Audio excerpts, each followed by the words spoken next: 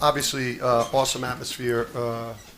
Thought it lived up to everything that people hoped for with this game tonight. The emotions, the intensity, the shot making. It was just a fun game to be a part of. Ultimate respect for, obviously, Coach Pitino and how good they are in year one, and that's I don't know what seed they'll be, but that's one of the better teams we've played, one of the more talented teams, and clearly an NCAA tournament team. So thrilled to get the win, and excited to get to the championship tomorrow. Questions, please. Right here in front. This is Rafik but that's supposed to got a question for Alex. A very impressive win, a very high scoring game in between. What are all thoughts about the way this UConn Huskies team managed to put together a solid 3-point shooting effort in the first and second half? Yeah, I mean, we feel like we're just so unselfish offensively that we just continue to move the ball and just continue to pass up good shots or great shots, and we did a great job of that tonight. And I mean, the coaches, they do a great job of reading the game and just picking the plays, and I mean, their plays work. So just continue to do that, continue to execute, and unselfishness, that's what makes our team so special. Down on the right, Dana. Dan, what happened? For me, well, obviously the place was in a frenzy when Coach got his. And then there was a guy in, there was a short guy in a red blazer, that was on the court yelling at the ref, and then he started yelling at me, and moving in my direction. So I was just kind of pointing out, to James that he was behaving worse than Coach Pitino. So I was really just trying to help the officials. So they might not have seen it, and then I got a technical for pointing out, more increasingly aggressive fans. That courtside, you shouldn't end up on the court. At halftime, it seemed like you were sort of still in a dialogue. I kept him in. They were going to eject him from the game. I went over there to tell the ushers I wanted him to stay, not because I thought he was a good guy. I thought it might be bad luck. Karma. Not because What was he saying to you? Can you say that? There was a lot of expletives, and and again, all you'll see with the camera, you're not seeing what's in front of me, and and I'm probably now the boy who cried wolf now because of late game. But I promise you, if we play Marquette tomorrow night, there'll be no incident because those people are incredibly classy fans, and we have incredible respect for them. Down here in front. Dan, what was it that St. John's was doing well in the first half? Just keep competitive even while you guys were shooting really well? Just playing great, and then obviously we were in foul trouble, and it hurt our defense. And Jenkins is a heck of a player. Dingle's a heck of a player. There's a reason why, in the preseason, some people had these guys ranked in the top 25, and Ken Palm, they're a top 25 team. I mean, that's a high quality group out there, and obviously Coach made he shifted to more of an offensive attack. With the group, they're hard to guard, and but I think we showed that we could win any type of game. All the way on the right, Ralph. Yeah, Dan, Ralph Russo from the Associated Press. Actually, maybe I'll go to the players too. You're always pretty intense, Dan. It did seem like maybe a little more so tonight. I don't know if that was the case, but I'll ask the players. Did you feel like your coach was? You've seen us? No, I have seen a lot. That's why I want to make sure. Right. If I say that, do you think there was a little more intensity or something? As you were running out to the floor, pumping up your team. Did the players see anything, or is that just business as usual? Tristan, why don't you take that? Honestly, today I thought he was a little more calm. Cam, did you have a problem? Did you have a problem with me today? No issues, Coach. All right, down in front, right here.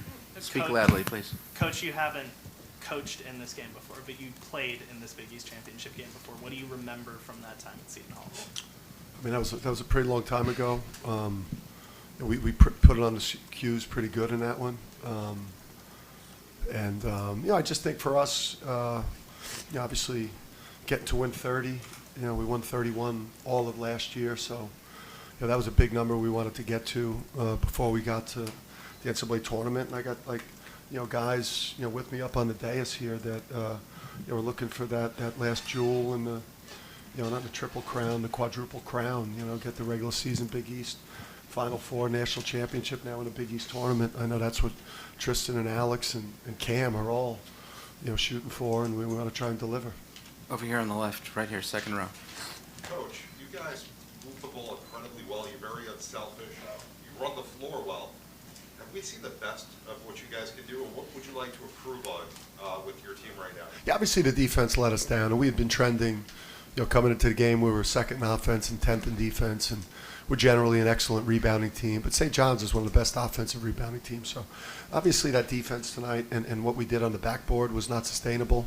But, we've got a bunch of NBA players. We've got NBA-level talent that's willing to, to screen and share and play for each other on offense. And it's a unique, it's a unique group of players that have NBA ability, but are humble and about team. Over here on the left. So, Dan, although it was a small sample size in the first half, Jalen Stewart put together a good, solid 8 minutes of work. And I was wondering, could you speak upon what he did tonight for you and what we could possibly see in the future, considering the long grind of March? Yeah, hugely. He had a great night. He helped us big time in the first half. With all of our young freshmen that are kind of, playing on a high-level team, you hope they'll wait their turn, keep developing with us, and then become the stars of the program moving forward. He's the type of player that freshman year to sophomore year, will take an enormous jump and be playing at the level of these guys up here. So, we just plead with him on a daily basis to, we know that portal's calling, and there's a lot of tampering going on. So hopefully our young players stay with us, because we're going to lose a number of players from this team. Over here on the right, Dana.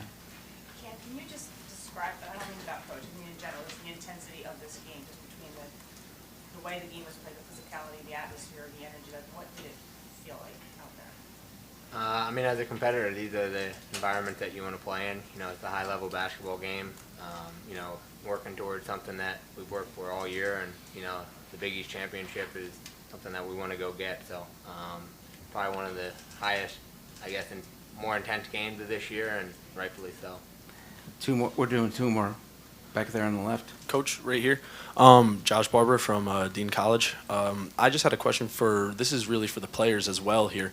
This is going to be the first time that you guys this is the first chance at for the Big East championship. You guys haven't won since 2011. What does this mean to you guys to possibly bring this back to Storrs? Yeah, Storrs, UConn is a historic program who wins a lot of championships, and, having the national championship last year was great, but, like Cam said, we've been striving all year to win multiple championships, and this is one of the stops. And throughout the 2 years, we've been making a lot of history, so I guess tomorrow, after the game, we try to make more history. Last one, Jaden. Dan, just to follow up on that, you mentioned at media day that Marquette loss still eats at you guys a little bit to play for the championship tomorrow. What does it mean for the program and how it's mentioned over the last year? Yeah, I think, listen, every time we take the court, we obsess over what we want to achieve next. Listen, the regular season champion is, especially in a league which is true round robin like ours, the regular season champion is the Big East champion. It's through the 20-game gauntlet, whoever wins that thing, true round robin is the champion. Obviously, the Big East tournament champion, is a chance to experience what it feels like, in terms of confetti and cutting down nets and, winning that third championship that we've strived for. We wanted the MTE, that championship. We wanted the regular season. Obviously, we got 3 ahead of us that we're trying to get, and, tomorrow we're going to treat like it's a Super Bowl. UConn, thank you. Thank you.